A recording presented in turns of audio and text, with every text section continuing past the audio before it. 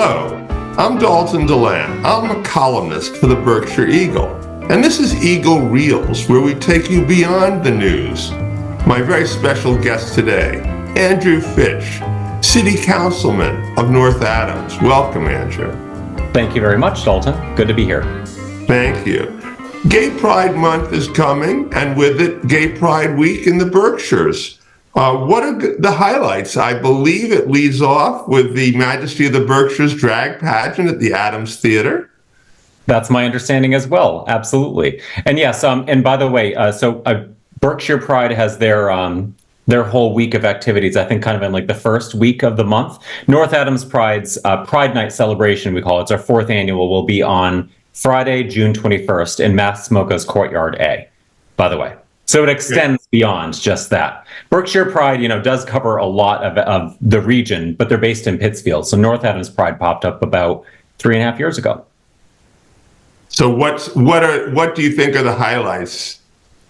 What do I think of the highlights? The highlights of like around the Berkshires, you mean? Yes. Pride activities around the Berkshires? Yeah, Sure. So definitely Pittsfield Pride or Berkshire Pride, like their celebration there is really something to check out. There are just so many different vendors, tables, performances, all of that. I can speak more to the Northern Berkshires where, North Adams is, of course. So here we have our kind of kickoff to our Pride season.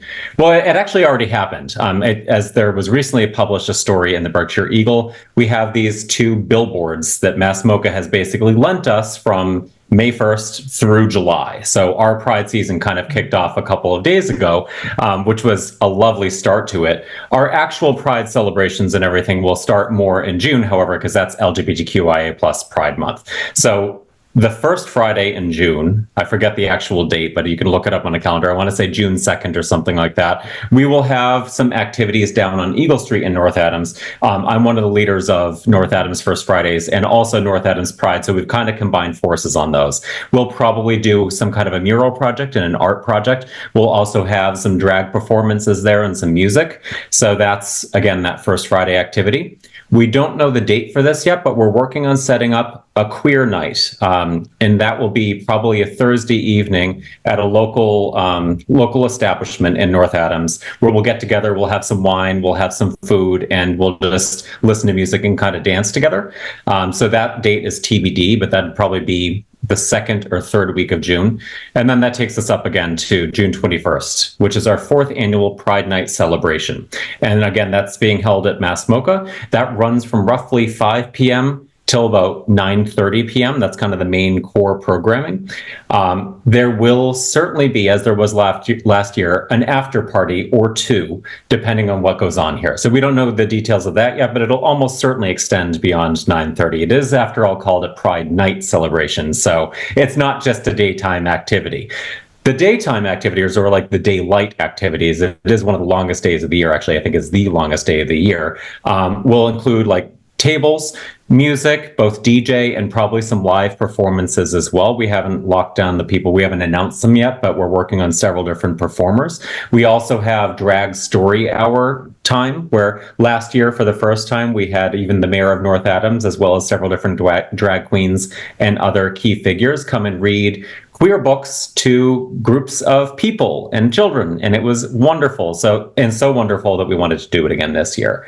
Mass MoCA, and also another sponsor of ours, which is Mountain One Bake, will probably also hopefully speak. We'll lead some kind of community discussions, but we'll keep them tight because people really want to be there to mix and mingle and to dance. And so there will be open bars as well, cash bars rather, provided by Mass MoCA. And another note too, I know a lot of people, and we can get into this in a moment, a lot of people get nervous going to things these days. Like they've seen a lot of backlash against the LGBTQIA plus community. And to hopefully solve for that, we have security provided by Mass MoCA to make us all feel a little bit more secure. We have, to be honest with you, had a couple little threats of potential protests at some of our past events. They never materialized, however, which is great. So that's kind of the overall picture of June 21st. Yeah. I could be missing some other things, but that's all I'm thinking of right now. Thank you. And that billboard, I think it's probably one of the nicest uses of a billboard I've ever seen in America. Agreed. It's a good one. I know. We've got a really creative group, big surprise, right, within North Adams Pride, and an even more creative design committee. And so that the design committee kind of spurred that design choice. And I'm so glad we did it that way. Thank you, Andrew. So here in Massachusetts, we've got the first openly lesbian governor of the state, the first openly gay mayor of Pittsfield. What's the queer future of the Berkshires? Are you going to take a run at the renown of Provincetown? No and yes. Can I just say yes? and so what I'm getting at here is I firmly believe that the Berkshires has already a significant foothold, like a queer foothold, and that's always been the case. There's been a strong performing arts culture here for some time, and with that has come a certain degree of queer culture and queer acceptance. And when I first moved to town just a little over 3 years ago, there were already people here. There just wasn't a lot of visibility. There was no North Adams Pride. There was the beginnings of Pittsfield Pride or Berkshire Pride. They've expanded even more, however. So these organizations, these local organizations, and there are more than what I just mentioned as well, are really surging right now. There's a lot of events, a lot of activities, a lot of visibility, and a lot of kind of shouting out to people from afar saying, hey, this is a welcoming place. And that's one thing that I'm so proud of our billboards in particular, because I think that those do a good job of that, of showing people like, it's not just North Adams Pride, it's also Mass MoCA, it's also Northern Berkshire Community Coalition, it's also Porches Hotel, which is right down the street. Like, our society is accepting of us and is willing to let us declare this place a queer paradise, if you will. Maybe paradise is a little too far, but we're working on that too. I have met in my short-ish time here, several people have moved to town. Queer folks have moved to town, people from the LGBTQIA plus community, including 3 different families that I'm aware of, there could even be more, who have moved here from Texas to intentionally move to Massachusetts from Texas. And they selected North Adams, Massachusetts, which is, there's a whole other story in there, I figure, by the way, like a whole other set of interviews in there of, why they chose North Adams and how they find North Adams. But they have been successful in recruiting some more of their friends to move behind them as well. I know the affordability aspect is a part of it. Austin, Texas is no longer so affordable as it once was. North Adams still is, though if we're not careful, it's going to slide more and more into the unaffordability stage. But we've still got it. And there's just so much opportunity to dive in here and to make a difference and to be a part of this growing community that I think a lot of people are excited by that. So it's been a delight to see more and more people move to town, more rainbow flags on people's porches and windows, and and more attendees at North Adams Pride events. Yeah, that's wonderful to hear. I mean, during the pandemic, we were hearing about people going to Texas and Austin from San Francisco, right. Which I scratched my head about. But look, you've been a queer organizer in San Francisco, New York, Boston, etc. Because we have that experience with you, let me widen our aperture a minute from the Berkshires. Nationally, we're almost in a cultural civil war. Last year, across the country, there were over 500 pieces of anti-LGBTQIA plus legislation. Unbelievable assault. It's the weaponization of legislation, the politicization of trans people. What are you seeing in that broader respect in this country? What's getting worse? What's getting better? Sure. Around here, things have only been getting better. That's my experience. But that's because we've been working at it so hard. We're in a deeply blue state in a fairly liberal region of this state. So it does feel like we're kind of safe and protected from it here. But I have friends all over the place, and including Texas and Florida. And yeah, people out there are terrified. And of course, that comes across to us as well, where, every event that we host, we always think, I hope nothing happens here, because, it's on everyone's minds. There's a lot of backlash nationwide.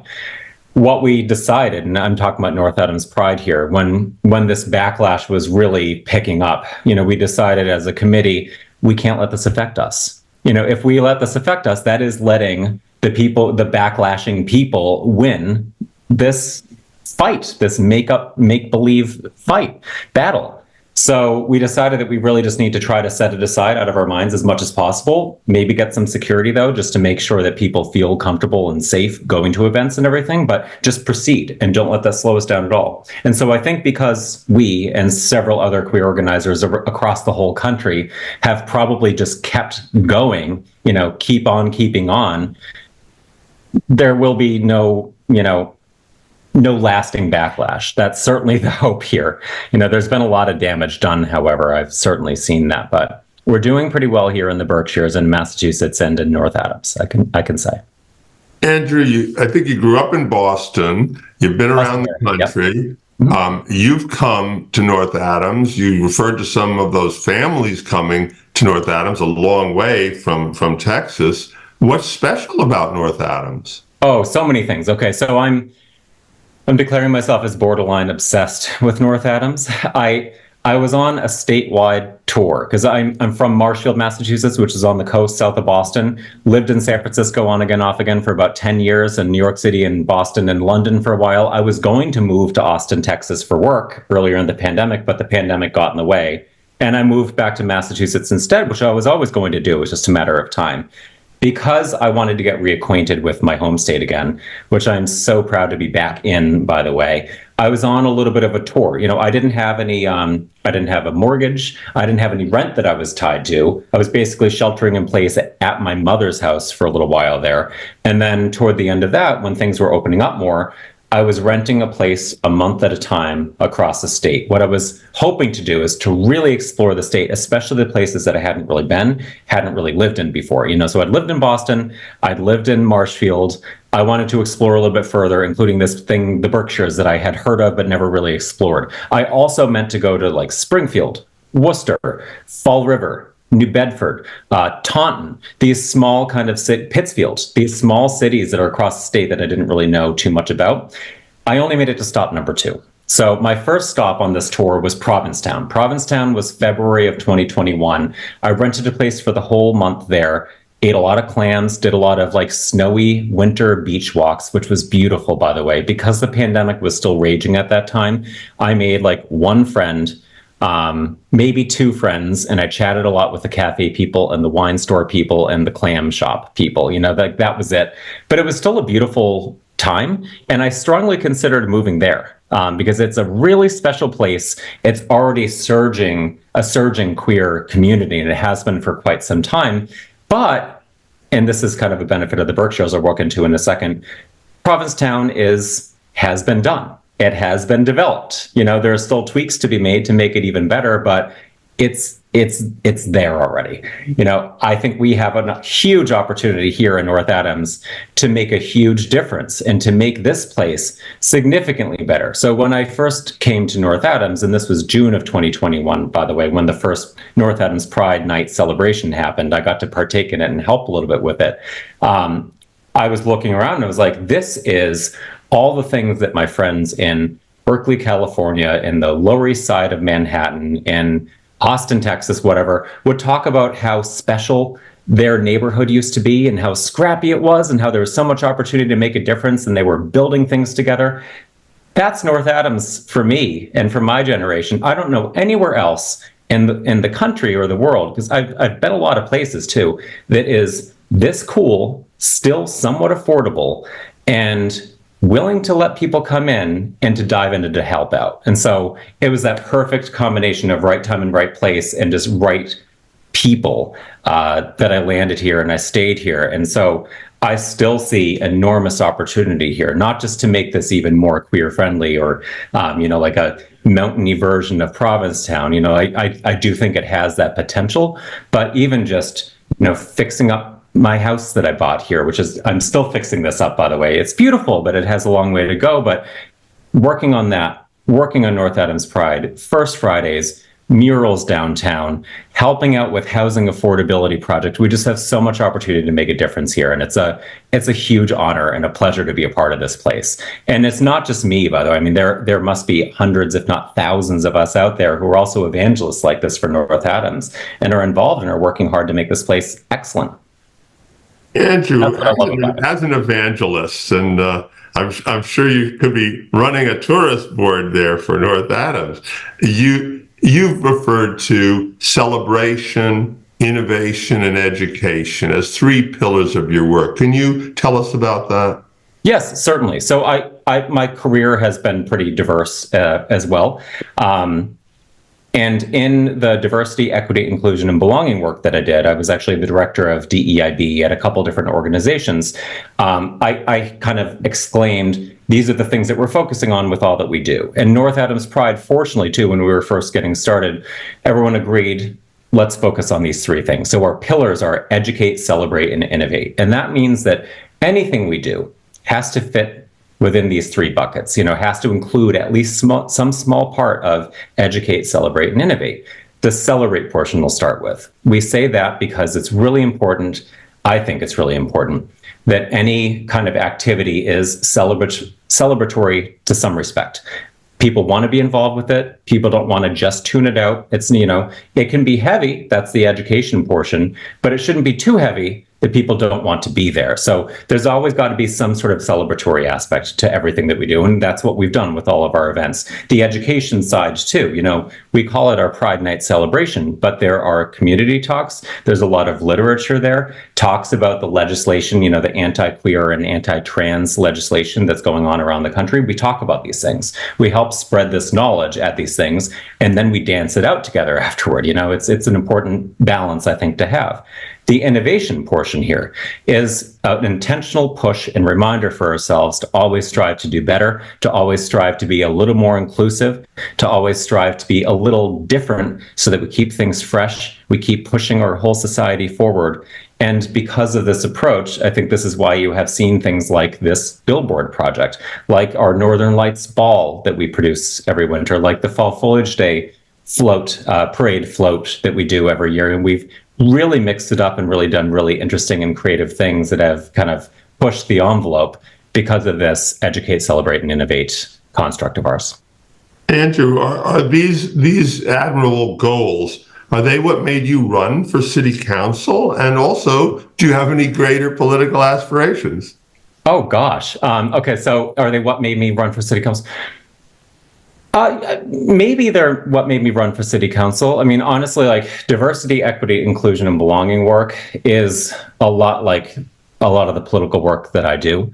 I think there's a lot of overlap there, actually. I'd be surprised if a lot of DEIB workers don't eventually go on to run for some office somewhere somehow. But I can't say that it's really just because of North Adams Pride that I ran. I mean, that's definitely a badge that I wear proudly as my little, I just have rainbow stuff all over the place. It's Pride season's coming. I wear that badge as like I am a out gay city councilor, but like that's a nice thing, and I think it's an important thing that we have representation on council and in government in general. But also, speaking of all these other opportunities around here, I mean, I just care so enormously about making North Adams better for everyone and leveraging the opportunities that we have here to create responsible development and to like really make downtown North Adams shine again. It's already beautiful, but we're missing half of what used to be there, if not more. And there's a lot of kind of closed up storefronts still. It's improving, but there's so much more opportunity to drive that kind of change. And that's what I really wanted to do as city councilor, is to help drive that change, to help just kind of push us forward just a little bit more. So with this positive energy and attitude that you have, was that part of your own personal coming out, or was there trauma? This is can be a very traumatic moment for a lot of people. Can you reflect a bit on your own personal journey? Yeah, sure. I didn't come out of the closet fully until age roughly 24. So I already felt like I was pretty well established in life. Like I'd gone through college, I'd graduated, I went through a master's program, I graduated. I did come back to Massachusetts And I was, I was like working, I was interning. This was 2008, by the way, so the economy was iffy. But yeah, I was just really I was really scrappy at the time, and I felt a sense of independence where I wasn't overly reliant on other people. So I think I had it a lot easier than a lot of other people who probably came out at a younger age when they were, living at their parents' houses and needed their parents' support more. I also have a really supportive family. So I was nervous, terrified, like probably we all are at that time, but I wasn't that terrified that like my family is literally going to reject me and not talk to me ever again, kind of thing, or that I'm out on the streets. So I had it good in that regard. The first time I kind of came out in two phases, because I came out first as bisexual, which is, the truth is there is a degree of bisexuality or pansexuality there. But like if I just kind of dipped my toe in by declaring I'm bisexual. Family, I just basically just said that to my family, and then later out I just said, I'm actually gay, and that's what I say. But I identify as somewhat fluid there. I sent an email, I believe it was, to my mother, my father, and my brother, the three people who were closest to me in this world, explaining this to them. And I very quickly got a call from my father and my brother and my mother soon afterwards, too. And so they were all very supportive. There were some tears involved, but it was a pretty easy endeavor. And honestly, too, I mean, like, for those of you out there who don't know me already or do know me already, you probably noticed, like, I do come across as I'm outwardly gay. So I don't think anybody was super surprised either. So anyway, because of all those factors, it wasn't that hard. It doesn't mean that it was the easiest thing in the world, though. It's a really tricky thing for everyone. The impetus, by the way, was that I had met a guy, and I fell in love with a guy. And so that's when I really learned, oh, okay, you're not just exploring here, you're not just experimenting, like you were actually gay. And that's when I came to terms with it within myself and came out shortly afterward to everyone. And it's been a wonderful journey ever since. Moving to San Francisco and taking a step away from my hometown and my home state for a second really helped me kind of ease into who I really am. Living in those other places and in those communities like San Francisco, which, is a gay mecca for the country, for the world, really. Same thing with New York City, was a huge perk. So I really settled into myself there and then came back to Massachusetts with that fairly established and settled person. Well, Andrew, it's great to hear. I mean, you're obviously very proud, and justifiably so, about your family and their reactions and approach, and I'm sure they're very proud of you. So let's look forward a moment. You've advanced quickly, city council, being in North Adams now, only a few years. Let's look ahead. Let's say it's 2030. Okay. The queer ecosphere in the Berkshires. Mm-hmm. Will it be a reflection of a country that's progressed, or will it be an island of sanity? Any personal feeling?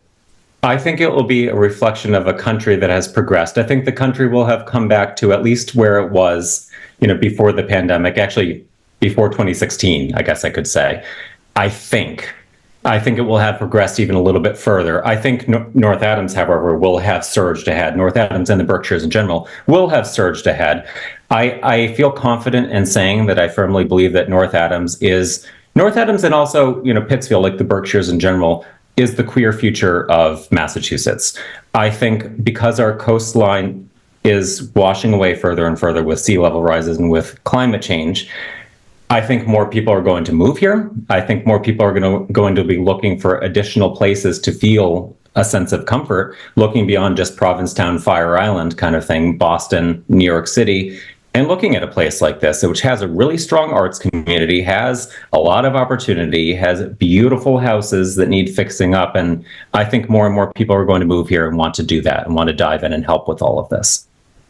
It sounds like we should be buying some waterfront property in North Adams in the future. Exactly. We have what's called Windsor Lake or Fish Pond. Come on over, everyone.